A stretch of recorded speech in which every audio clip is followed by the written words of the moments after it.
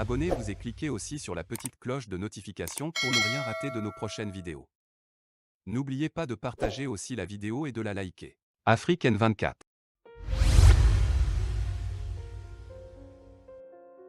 Dans la série « Projet de société de la DMK », nous vous proposons de réécouter le projet de programme politique commun des forces démocratiques datant de janvier 2020. Cinquième et dernière partie. Dynamique Monseigneur Podzro, DMK. Une diplomatie visionnaire, ouverte sur le monde. 1. Renforcement de la coopération Sud-Sud avec les États membres de la CEDEAO, de l'UEMOA et de l'UA. Au plan sous-régional, notre projet préconise de convaincre les États partenaires de l'espace CEDEAO et de la zone UEMOA de la nécessité de politiques communes bien plus intégrées. Nous considérons qu'il y a matière à œuvrer au renforcement des capacités d'action des différentes organisations sous-régionales dont le Togo est État membre. Une diplomatie proactive devra être, à notre sens, conduite en vue de mettre l'accent sur l'intégration sous-régionale en donnant force aux dispositions portant sur la libre circulation des personnes et des biens dans l'espace CEDEAO et au sein de la zone UEMOA. Tous les efforts devront par conséquent être mis en œuvre pour rendre effectives les dispositions communautaires prévues en matière de libre circulation des personnes et des biens dans l'espace CEDEAO.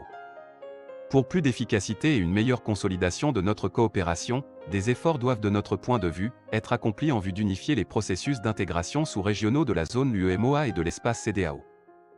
Finalement, nous souscrivons à la réforme du franc CFA et son remplacement par l'ECO. La démarche par étapes adoptée nous paraît une démarche prudente et inclusive puisque son adoption sera étendue à terme à tous les pays de la CEDEAO. Car, non seulement elle permettrait d'éviter un saut dans l'inconnu, mais en même temps, elle permettrait à tous les pays membres de la CEDEAO de remplir les critères de convergence pour l'adoption de l'ECO par toute la communauté. 2. Rayonnement du Togo, pôle géopolitique et géoéconomique majeur en Afrique.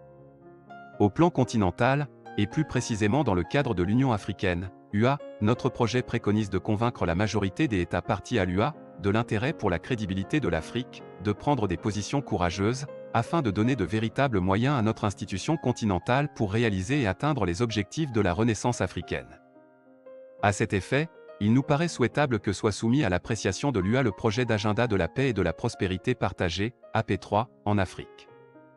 Au plan international, notre projet préconise que soient confortés les moyens dévolus au département des Affaires étrangères dans le cadre de la diplomatie de conférence, négociation des accords de partenariat notamment avec l'Union européenne, les États-Unis d'Amérique, les BRIC, discussions ad hoc au sein de l'OMC, etc., afin de mieux parvenir aux objectifs de développement de notre pays, le Togo.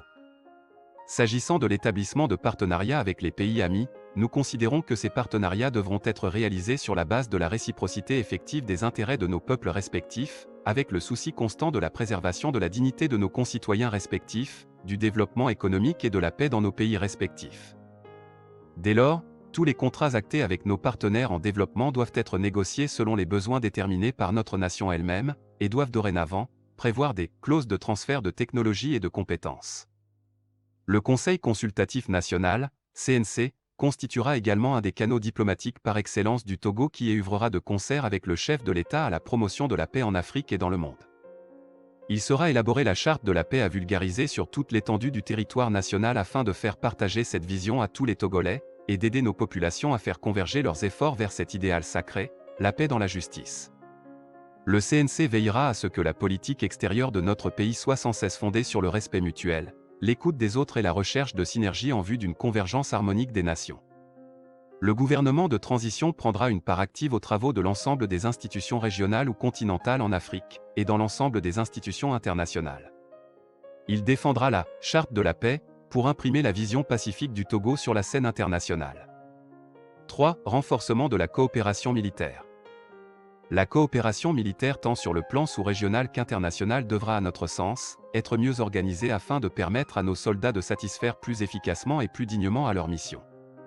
Dans le cadre de la lutte contre la piraterie maritime, le terrorisme international, et les actes de grand banditisme, le prochain gouvernement devra de notre point de vue, étudier en lien avec les états-majors des forces armées, les modalités opérationnelles de coopération militaire à même de préserver la sécurité nationale, la paix et la souveraineté nationale du Togo. Dans ce sens, la judicieuse approche de mise en place d'une préfecture maritime pour coordonner le Haut Conseil de mer doit intégrer la mise en place d'un conseil de surveillance regroupant les représentants des professionnels de la mer pour plus de transparence et d'efficacité. L'économie bleue dorénavant doit être une des alternatives sérieuses de création de richesse et de développement de notre pays. L'armée sera étroitement associée au service civique obligatoire pour rendre effective et solide la réconciliation armée-nation. Afin de respecter l'équilibre budgétaire, de nouvelles orientations intégrant les travaux de prospective stratégique seront définies en tenant compte des priorités nationales. La programmation et l'exécution des opérations de l'armée respecteront la règle de la compatibilité financière de la nation. Une visibilité accrue sera donnée aux opérations dans lesquelles nos forces armées sont engagées. Conclusion. Dans le contexte de crise sociopolitique aggravée du Togo relégué au rang d'orphelinat de l'humanité, où vivre rime désespérance et absence de valeurs, plus que jamais s'impose un sursaut patriotique pour éviter le pire et des lendemains douloureux. L'ampleur de la détresse des populations requiert de tous les acteurs sociopolitiques suffisamment de courage politique pour se dépasser afin d'ouvrir sans délai le chemin de l'espérance pour que notre pays renaisse de ses cendres. Telle est l'ambition de l'offre programmatique « Ensemble pour la refondation de la République ». Avant qu'il ne soit tard, mutualiser les énergies pour refonder la République et construire dans l'unité et la concorde nationale un Togo réconcilié, juste et prospère, demeure la seule et unique alternative pacifique à même de conjurer le risque d'embrasement majeur qui plane actuellement sur la terre de nos aïeux. Relever un tel défi requiert davantage de discernement politique, de responsabilité républicaine, d'humilité, de rigueur dans la gestion des affaires publiques et un sens élevé de l'intérêt général pour espérer une sortie de crise à la hauteur des attentes légitimes de changement et de gouvernance vertueuse auxquelles aspire le peuple togolais. Ensemble pour la refondation de la République, constitue sans nul doute l'offre politique républicaine à même d'aider toutes les filles et tous les fils du Togo tout entier à bâtir ensemble dans l'amour un Togo apaisé, un Togo qui protège ses enfants et libère les talents, un Togo prospère pour tous. Répondre aux cris de cœur du peuple togolais et réaliser le rêve des pères fondateurs du Togo, échoit ici et maintenant en responsabilité transpartisane, à chacun de nous, bâtisseurs de tous horizons convaincus que plusieurs flambeaux ne peuvent donner qu'une vive lumière. Ensemble, fédérons nos énergies pour la refondation de la République.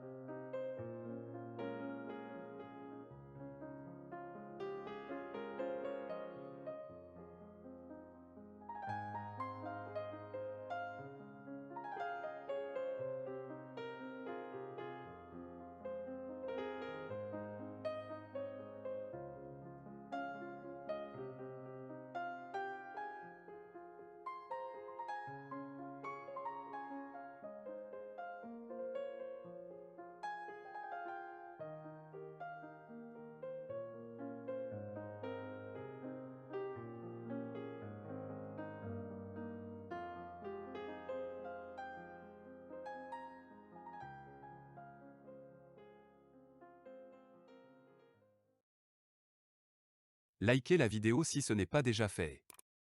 Laissez aussi votre point de vue en commentaire.